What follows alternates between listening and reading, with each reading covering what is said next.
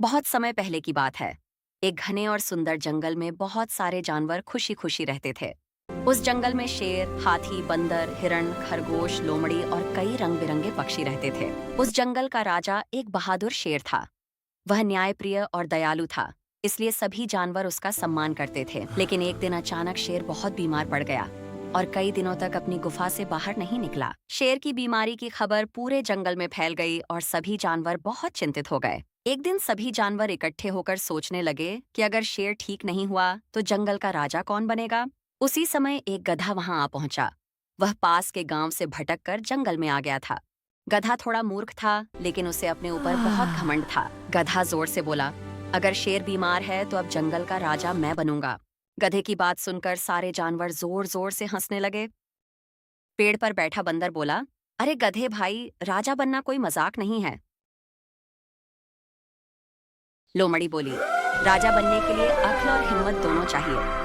लेकिन गधा अपनी ही धुन में था और जोर से रेंगते हुए बोला कि वही राजा बनने के लायक है।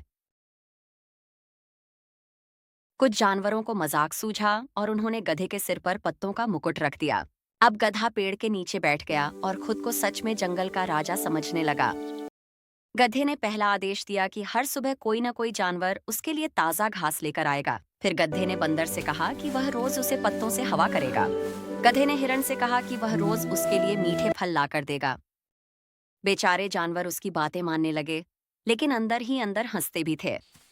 कुछ ही दिनों में गधे का घमंड और भी बढ़ गया और वह पूरे जंगल में घूम घूम कर चिल्लाने लगा। एक दिन अचानक जंगल में एक बड़ा खतरा आ गया।